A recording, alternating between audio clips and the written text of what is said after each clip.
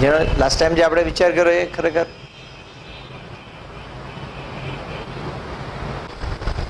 અને એની અંદર પરિવર્તન આવશે આવશે અને આવશે.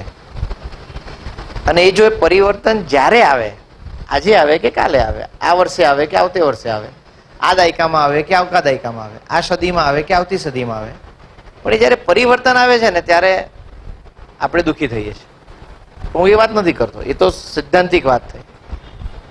મારો સવાલ એ છે કે તમારે તમારી જાતને જે સવાલ પૂછવા જેવો છે એ સવાલ એ છે કે આ સિદ્ધાંત સાથે તમારી જીવન જીવવાની પદ્ધતિ મેચ થાય છે ખરી? એમ પતંજલિ જે કહેવા માગે છે તે અને તમારા પોતાના જે સિદ્ધાંતો છે એમાં જો બેમાં મેચ નહીં થાય તો બાવાના બંને બગડે. નહીં તમે આનું સુખ ભોગવશો, નહીં તમે યોગી થઈ શકશો, નહીં તમે ભોગી થઈ શકશો.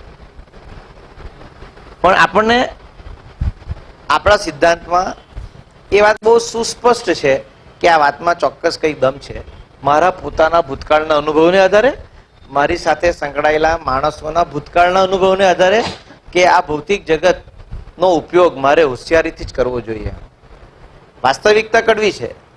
વાસ્તવિકતા મોટા મોટા યોગીઓની પણ એવી છે, સાધુ સંતોની પણ એવી છે. ઘણા બધા પ્રોફેસરો મેં પણ જોયા છે કે ફિલોસોફી પર લેક્ચર પાડતા હોય પણ પાછા છોકરીની પાછળ તે તીર જ મારતા હોય. એટલે વાત અત્યારે આપણે વાત જ્યારે કરીએ છીએ ત્યારે ફિલોસોફિકલ વાત કરીએ છીએ, પણ અંદરથી આપણને એમ લાગે છે કે નહીં યાર આ વાત નથી, એ ભૌતિક સુખમાં જ આનંદ છે.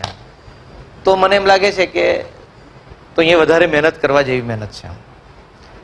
જો તમારો સિક્સ સેન્સ એવી કહેતી હોય, તમારો આત્મા એવું કહેતો હોય કે ના ના આ બધી વાત ભલે એ લોકો કહેતા હોય પણ એ ભૌતિક સુખમાં જે મજા છે ને એ આ અવિદ્યાની વાતમાં મજા નથી, તો મને એમ લાગે છે કે તો તમે ખોટી જગ્યા પર છો. અથવા તમારે પતંજલિના વિચારો પર થોડાક સમય માટે ભરોસો મૂકીને એમાં પતંજલિના પગલામાં પગલું મૂકવાની કોશિશ કરવી જોઈએ. અને એ પગલામાં પગલું મૂકવાથી જો એમ લાગે કે હા એનાથી મને શાંતિ મળી, તો એનો અર્થ એ થયો કે તમારે તમારો સિદ્ધાંત બદલવો જોઈએ. પતંજલિની વાત એકદમ બૌદ્ધિક છે. એટલે જો તમે આંધળું અનુકરણ કરવા જશો અને આંધળું અનુકરણ જો અંદરના તમારા જગત સાથે જો એ ફ્રીક્વન્સી મેચ નહીં થતી હશે તો તમે ગોથું ખાઈ જશો. પણ તમે ભલે અત્યારે એવું માનતા હો કે ભૌતિક સુખમાં જ મજા છે, પણ તમે એક પ્રયોગના તौर પર પતંજલિના જોડામાં જો તમે પગ મૂકવાનો કોશિશ કરો અને એ પગમાં નાખ્યા પછી થોડાક જોડા પહેરીને થોડુંક ચાલવાથી જો તમને એમ લાગે કે ના મારી જે માન્યતા હતી એ માન્યતા મારે બદલવી જોઈએ, કારણ કે ખરેખર જે સુખ છે એ સુખ મારા સિદ્ધાંતમાં જેટલું છે એના કરતાં અનેક રીતે આ પતંજલિની વાતમાં છે. એટલે મારો આ સવાલ છે કે તમને ખરેખર એવું લાગે છે ખરું?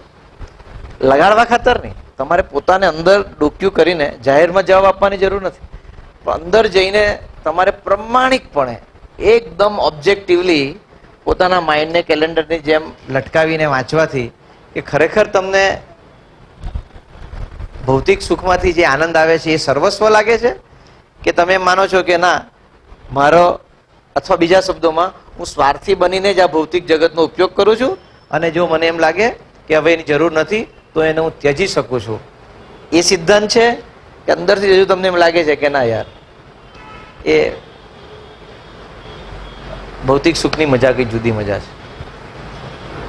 ભૌતિક સુખ એટલે ઇન્દ્રિયજન્ય જે પણ સુખ છે, બધા સુખ એની મજા જુદી છે. ભલે પતંજલિનું સૂત્ર ગમે તે કહેતું હોય, તો મને એમ લાગે છે કે તમારી યાત્રા આગળ નહીં ચાલશે. શાંતિ અલ્પજીવી રહેશે, મળશે ખરી, સુખની અનુભૂતિ થશે, પણ જે શાંતિની વાત આપણે કરીએ છીએ કે જે શાશ્વત જે શબ્દો આપણે વાપરીએ છીએ, સનાતન શબ્દ જે વાપરીએ છીએ, અને જે ખરેખર સ્પિરિચ્યુઅલ પ્રોગ્રેસની આપણે જે વાત કરવા માંગીએ છીએ ત્યાં તમે બહુ પ્રગતિ નહીં કરશો. કારણ